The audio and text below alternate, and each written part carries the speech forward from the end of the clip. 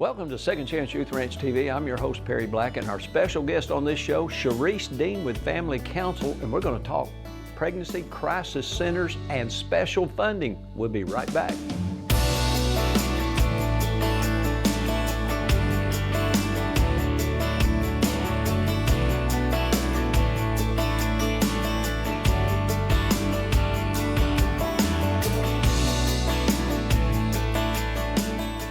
Welcome to Second Chance Youth Ranch TV. I'm your host, Perry Black, and on this show, we have a special guest from Family Council, a dear friend of mine, Charisse Dean. Welcome back to the show. Thank you, Pastor Perry. I'm glad to be here. Thank you for having me. Charisse, we like to always talk about our guest. Actually, we like to let our guests talk about themselves in this first section. For anybody that doesn't know you, maybe they've seen you on television, maybe on something on the news.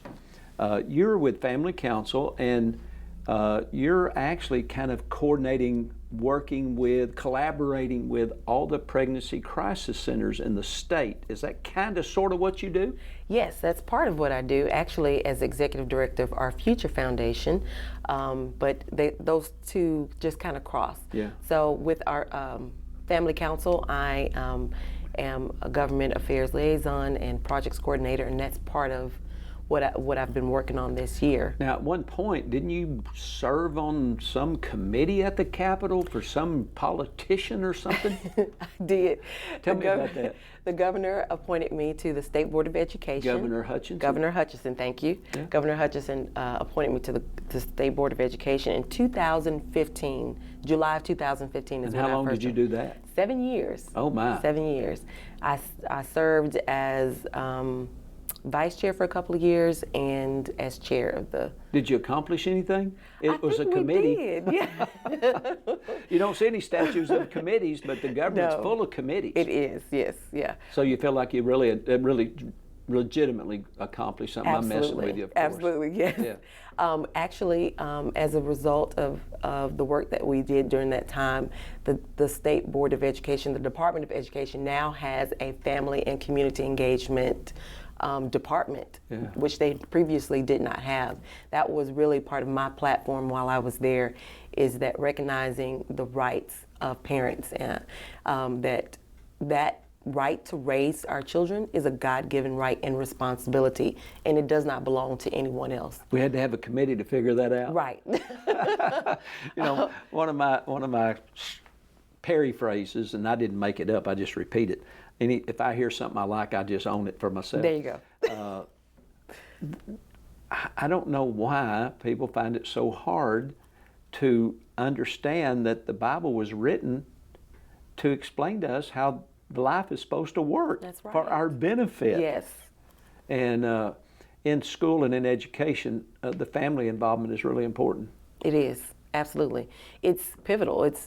That is the most important piece to a child's education is the parents. And it's the parents' right, the parents' responsibility to teach that child about all things about God and this world that He created us in.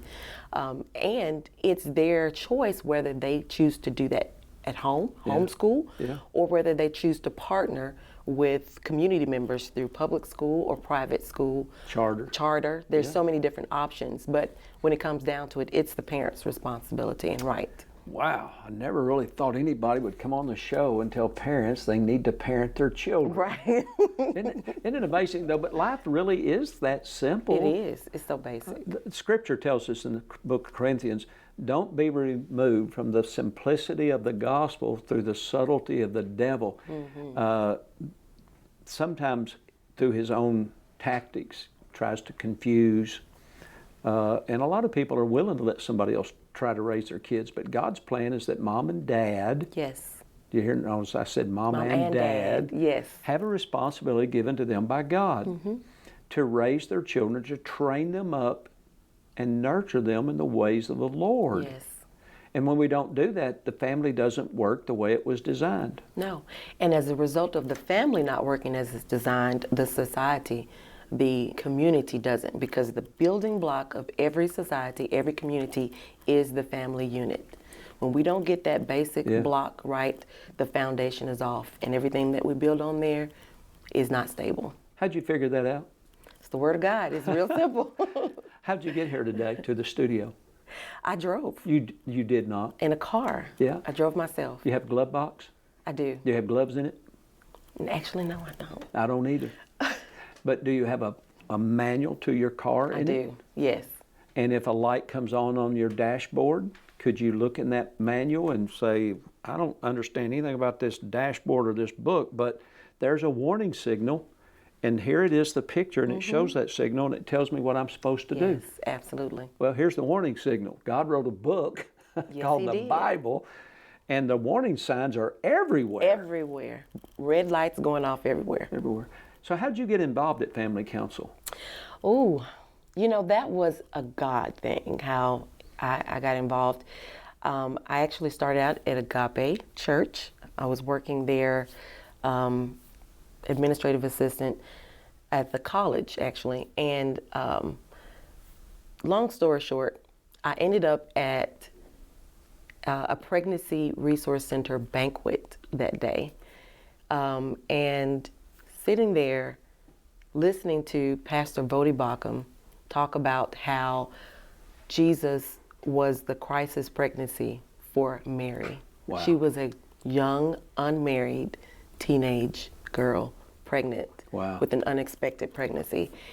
And when he talked about it, the words hit me like arrows in my chest. And I sat there and I just began to cry, and I said, okay, God is dealing with me about something. So I sat there and as I wrote a check for $50, which at the time was a huge amount for me as a single parent, Yeah. I spoke to God and I said, God, I know that you're speaking to me today. I said, I don't know what you want me to do, but I know it has something to do with this pro-life work. And today I say yes to whatever it is. And that day, the ball just began to roll. I met Jerry Cox that day at the pregnancy center banquet. I think I met Ken Yang and some other people. And long story short, through a mutual friend of ours, I started working at Family Council with Jerry Cox on a temporary project in 2014. God just blessed the project. It went really well. And at the end of that 6-month project, where I was supposed to go my way, Jerry was going to go his, Jerry said, would you come and work for me full time? Would you like to learn to lobby? Yeah. And I said, I don't know anything about lobbying. As a matter of fact, anything that had to do with politics, I absolutely hated, abhorred it. But I felt that God led me there. So I said, I don't know anything about it, but he's like, I'll teach you everything you need to know. I said, well, let's do it. And the rest is history. I've been there since 2014, so 9 years. So what does a lobbyist do? We're going to let you answer that question when we come back Okay. after this break, because we want you to just take a moment and stay with us. And in a moment, we'll be back with Charisse Dean, and we're going to talk more about fostering, mentoring, adopting. You mentioned being a single parent. A lot of people heard that and probably listened up. And we want to see how you can get involved in helping change the lives of hurting kids. We'll be right back. A mission field around you is filled with young hearts needing a forever family. And at Second Chance Youth Ranch, our team is committed to providing healthy, stable, loving homes and families to hurting children in the Arkansas foster care system and those up for adoption. Please contact us if you feel the tug at your heart to help foster or adopt, and find out the steps you could take to help fulfill a child's lifelong dream. Maybe you can't foster or adopt, but you could help. The need for thousands of children in the system is staggering. But with the help of faithful partners and business alliances, we are meeting those needs right now. Would you help us make a difference? Every gift, regardless of size, impacts a child's life directly and helps provide for a home in the gap right now. Visit the Second Chance Youth Ranch website at 2CYR.org to read more, watch the stories, and to make a contribution for a hurting child's care. Monthly partners are needed, so please contact us right away. And as you partner with this ministry, you are partnering with the Heavenly Father that has promised to be Father to the fatherless. God bless you for helping Second Chance Youth Ranch. Welcome back to Second Chance Youth Ranch TV. Our special guest on this show, all the way from Family Council in West Little Rock, Yes. is Charisse Dean. And Charisse, we ended the last segment rather abruptly because I said, let's tell us about what is a lobbyist. A lobbyist. Well, in simplest terms, it's an advocate for an interest group at the Capitol. So if you are representing a people group or an interest group at the Capitol and speaking with legislators, then you need to register as a lobbyist. But really, it's just someone to speak for you, to go to the legislators on the behalf of the citizens. Now, as a citizen, I can go up there and try to talk to any number of politicians. They may or may not see me. Right. But as a lobbyist, you're there representing family council Yes. or a group. Yes. And therefore, you have to register because you're up there obviously more frequently than I would ever be as an individual citizen. Right. But my desires and my passions, my concerns, whether it's social, political, or legislatively, you actually could represent me as a lobbyist. If I said, hey, Cherie, can you tell us a little bit about that and how that works? And could you talk to Senator so-and-so or one of the House Representatives? You could do that. Yes, absolutely. Yeah. So currently you are working with Family Council, though, Yes. primarily focused, one of your many focuses, I'm sure, but primarily on the pregnancy crisis centers. Yes. And there's been some legislation recently and some grant money allocated to help the crisis pregnancy centers, since we're abortion is illegal, is illegal state. Yes, absolutely. So these pregnancy centers are becoming even more important. So talk to us Absolutely. about that. Absolutely. Thankfully, because of the good work of Family Council and other organizations, Right to Life, I could name so many, we have been named for the third year in a row, I believe, the #1 most pro-life state in the country. That is amazing, because in so many other categories we are nowhere near even the gosh. top half. No. But when it comes to that, which is very important, Praise we are God for #1. that. Yes. So as a result of that, what we do to help young women and to help expectant moms is so important. There was legislation passed this past session for the second time, actually, because last year Governor Hutchinson started it off by appropriating $1 million to go specifically for pregnancy help organizations in Arkansas.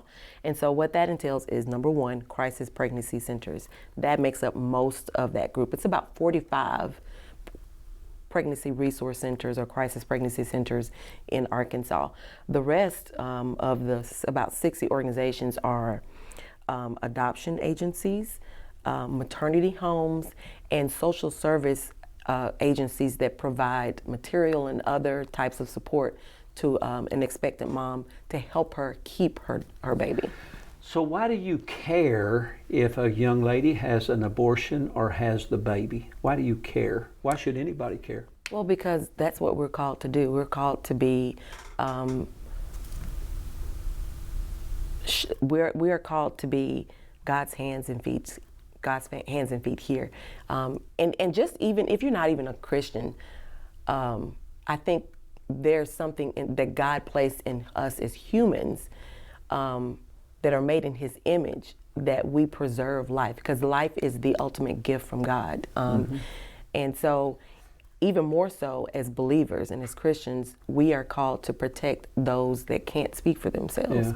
There's so many scriptures that talks about the things that God hates and the things that He loves, and He hates for the innocent to be hurt. But He loves for us to speak on behalf of those and protect those that can't protect themselves.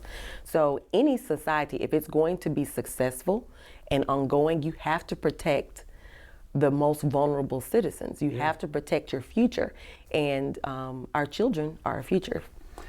Well, I think anybody would agree, and we show videos of children in waiting looking for forever families and adopted family.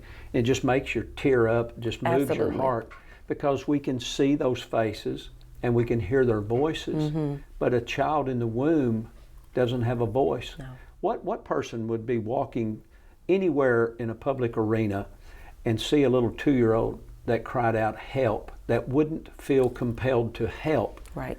And so that's what the crisis pregnancy centers do, is they provide that help for that young person or that lady who has a pregnancy.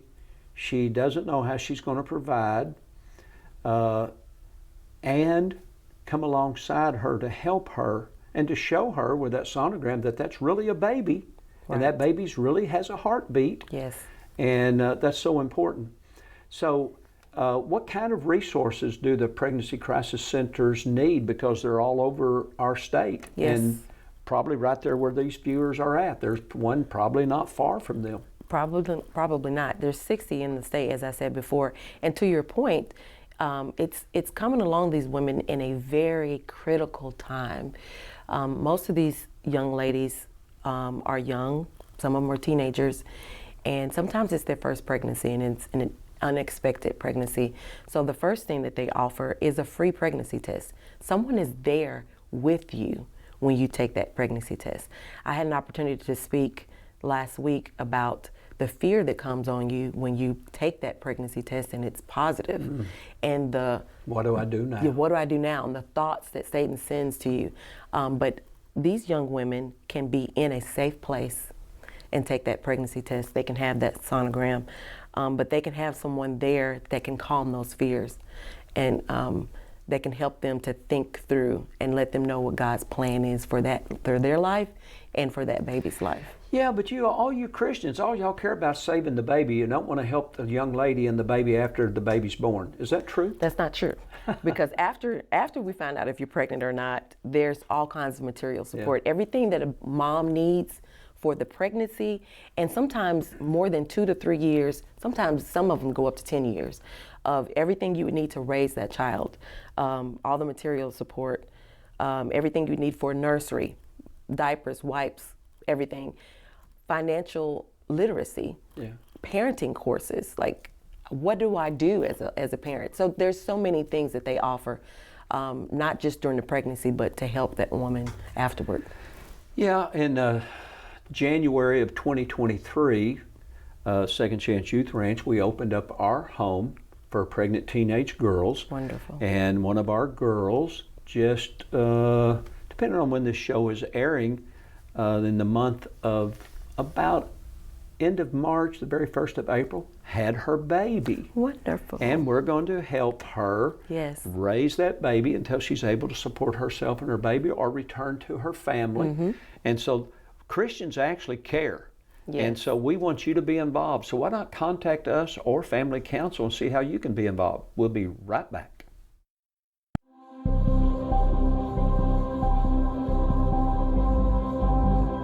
My name is Caleb, and I'm 11 years old.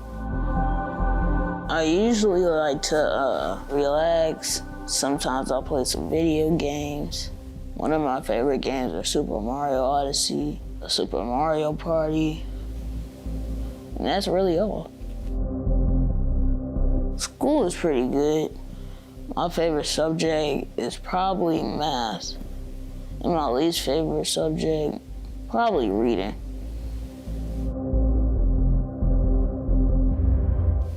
I haven't really, planned my future yet.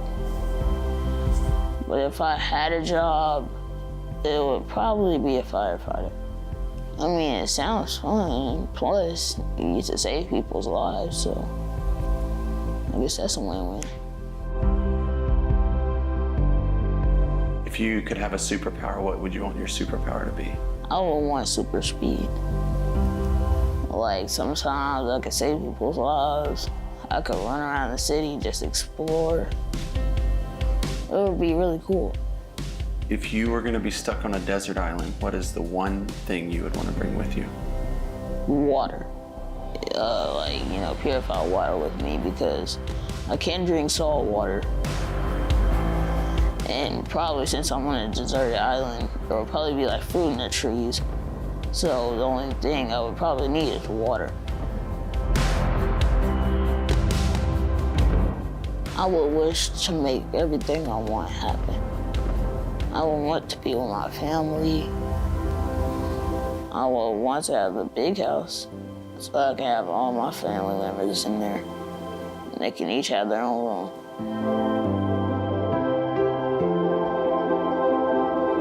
I'm a very honorable person. I mean, I'm not really that social, Yeah, but I'm a really respectful person overall.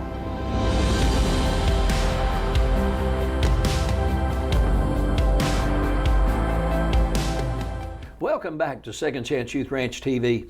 As I always say at this segment of the show, is I know the faces and the voices and the stories of the children that are put together for Project Zero touch your heart. And that's why this show's on the air. It's to let you know what's happening in our society right here in Arkansas, maybe that county where you're at, and to bring solutions and information. But you know what? Watching the videos, if you don't make the phone call and get involved as a role model, a mentor, a foster parent, or by placing a gift in a foster agency near you, or supporting a foster family right there in your community or in your church, then this show's not accomplishing its purpose. So I'm going to encourage you to contact us. And if you're involved in a pregnancy crisis center, or you know one in your community, why don't you contact Charisse Dean with Family Council, because there's some funding, $1 million funding that's available. Absolutely. And y'all can help walk a pregnancy crisis center through how maybe they might be able to get some more resources to help more young people in a pregnancy crisis. Yes. Is that true? It is true. Thankfully, that $1 million that was started last year, 23 pregnancy help organizations in Arkansas, of the 60 that we have, were able to apply for that money. That money is gone, basically. So another $1 million was appropriated for this year. So if you have a pregnancy resource center, if you're a maternity home, adoption agency, or any sort of social service agency that provides material or any sort of support to a young lady that's expectant, you can apply to this funding. Can I tell you why that's important? Because I thought just a few weeks ago, when our young lady at our home had a baby, I thought, boy, she's going to need a lot more now that she has a baby. For people that maybe don't realize this young lady's in foster care, but her baby is not. Right, right. And so that baby becomes the sole responsibility of that young lady who doesn't have a job and the ability to care for it. Therefore, it falls upon us. Yes. So I just want to let our audience know I'll be applying for some grant money. Please do, yes. Because we We'll be want to in help touch. that young lady in every way possible, so that child who successfully made it out of the womb alive Yes. will have every opportunity to reach its destiny. Yes. Is that awesome? It is awesome. That's pretty cool. And I just find myself to be just privileged to be Yeah. a part of this. I'm amazed every day that I get to do this type of work. It's amazing. So how can our viewers help you help others? Well, you can help Our Future Foundation. That is what our main purpose. AR? AR Future Foundation. We'd like to say our future, like Yeah. we're protecting our future. But AR Future Foundation, we provide the funding and the resources to help these pregnancy help organizations. The directors, a lot of their time, I'd say 80 to 90% of their time is given to fundraising. What we'd like to do is take that responsibility off of their shoulders as much as possible so that they can focus on helping these young women. So we actually are assisting the directors that want to apply for the Department of Finance and Administration grant, the appropriation. I've done Zoom meetings. I've assisted with the application, so we'll be sending information out about that. But one way that they can help is we are doing a brand new campaign, and it's called the Hope for Two fundraising campaign. And just as you said earlier, it's not just about my mom, it's not just about the baby, it's about two lives. Yeah. And they both need support. So we're just excited to launch this brand new campaign to help mothers have hope and support, not just for their own lives, but for their babies' lives. And that, it kicked off on Mother's Day, which is May 15th, and it'll run all the way through August 7th. And every day we will be highlighting one of the 60 pregnancy help organizations in Arkansas. It's also a campaign for awareness, because most people don't know that there are so many pregnancy help organizations and they don't know where they're located. Yeah. So we want people to know where your local pregnancy help organization is. So how do they find them? They can find them at our website, 2CYR-foundation.com. You can go to the pregnancy help part of the website, and I have them all listed. You can also donate there. We'll have the campaign page available as well. We're also on Facebook, Instagram, and Twitter, so you can find us there as well. Well, back in 2022, Family Church Bryant, we hosted all of the directors and assistant directors of pregnancy crisis centers. We only were the host site. I think we provided the meal. Yes, you did. Y'all provided the entire program. And we're going to do that again in September of 2023. Yes, we are. Thank you so much. So anyone that's involved in one of those 60 crisis pregnancy centers, you just happen to be watching, make sure your director knows. Have them get in touch with Charisse. Please. She will help you find us, 21815 I-30 West Family Church Bryant campus, because we can work together, make a difference. Yes, absolutely. And I'm just telling you, here's the way we live. When we give, we receive more than we ever give. Absolutely. And so it might be a little selfish, but being involved and engaged with what Family Council's doing, what you're doing through the foundation, and doing in our state is making a difference. And we want to be supportive in that. We don't want to just do lip service. Absolutely. We got a minute left. What can you tell our viewers how they can be involved? Donations, what? What can they do? Well, as I said before, you can find us at www.arfuturefoundation.com. We have a donation page there. There are 60 organizations in Arkansas. $1 million went really quickly, so we want to raise as many funds as possible. That is their number one need. But they also need donations. They also need diapers, wipes, formula. They need connections in the community. We also need volunteers for different events that we have. So if you would contact me, you can call me at the office, 501-375-7000, or you can email me from the website. We'd love to have your support, and any way that you can help the pregnancy help organizations would be great. Yeah, Ronald Reagan said, when nobody cares who gets the credit, a whole lot more can be done. That's paraphrase. But that's really what we need. A lot of people can't do a lot, but a lot of people doing a little get a lot done. Absolutely. Can you quote me on that? Yeah, I can. Yes, so we are actually trying to build our donor base. Consistent giving goes a long way. Even if it's $10 a month, $20 a month, it is so useful. Yeah, it's not the amount. No. It's the heart and the willingness to do. Absolutely. And if everybody just does a little, it goes a long way. Yes. Thanks for watching Second Chance Youth Ranch TV. God bless you. We'll see you again here next week. God bless. Bye-bye.